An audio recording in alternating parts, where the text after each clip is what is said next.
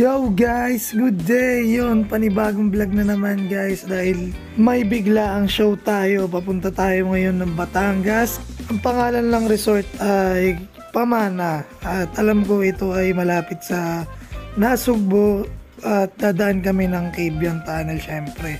At nandito na nga kami sa Cabiang Tunnel. Yun, napakaganda rito at sobrang sarap na simoy ng hangin. And ayan, maraming pupunta rito ngayong araw dahil weekend at alam natin walang pasok ang mga nagwo-work. So yan, si Quiz Pulo kasama ko nga pala. Isa rin sa mga malulupit na flow artist yan dito sa Las Piñas. Actually, first time ko makakasama si Quiz Pulo sa show at sa fire dance pa. So ako ay first time ko magpa-fire dance ngayon. And susubukan natin kung kakayanin ba natin yung skills natin dyan.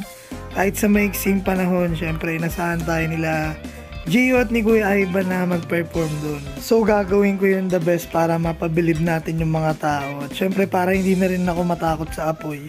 At nandito na nga kami sa venue yun, kakarating lang namin. At dito yan sa Calayo, Batangas Beach Resort. Ang pangalan ng resort ay Pamana. So yan, napakaganda. Dahil sa beach gaganapin ang event. So yan, sinisipat na namin kung saan kami sasayaw mamaya at napakaganda dahil sa beach nga ito at perfect para sa fire dance. So yan, si Quiz Pulo for the picture muna, model. So yan, practice muna kami ng poy. So pinapakita sa akin ni Quiz Pulo yung mga tricks niya, kung ano yung mga pwedeng ipasok sa dance routine namin mamaya. So yan, nag-ready na kami ng mga gamit namin para mamaya ready to go na lang, then sindin na lang ng mga poy. At syempre, good luck sa akin. Yun, at pumasok na nga si Tinoy, yan. Nagpi-freestyle pa, akala niya marunong talaga. Pero yun, kahit pa paano naman, solid. Solid yan, boy. Ubuga, yeah! Ang sarap pala sa pakiramdam ng nag-i-spin ka ng apoy talaga. So naririnig ko talaga yung parang nung apoy at yun yung nagpapagana sa akin, tas sabayan pa ng mga palakpakan ng mga tao kahit na alam kong hindi pa ako masyadong marunong, pero yun, binigay ko yung best ko dahil napakagaling din na kasama ko yan, si Quiz Pulo. So napaka-solid niyang kasama dahil tinuturo niya talaga kung ano yung mga dapat ingatan pag gumagamit ng apoy. So babala nga pala sa mga bata at huwag niyo muna gagayahin to, tanging yung mga professional na nakagawa na ito, and hindi siya basta-basta pwedeng paglaruan at dahil may tamang proseso ang pagpapractice na itong poy na to.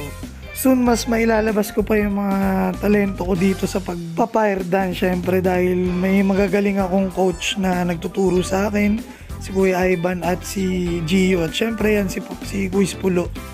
Yun, ako na nga yung nag-last part ng Sparkle, ganyan sigawan yung mga tao. At natapos na nga namin yung show ng maganda at maraming natuwa sa amin. Siyempre yung client namin. Ayan, pauwi na kami and yun. Maraming salamat sa inyo guys at malayo-layo ang babayin namin from Batangas to Las Piñas. So road trip kami nito ni Quiz. Kita-kits ulit tayo guys at salamat sa panonood ng vlog ko and yun. Supportahan nyo po yung grupo namin, Pyrolights Manila.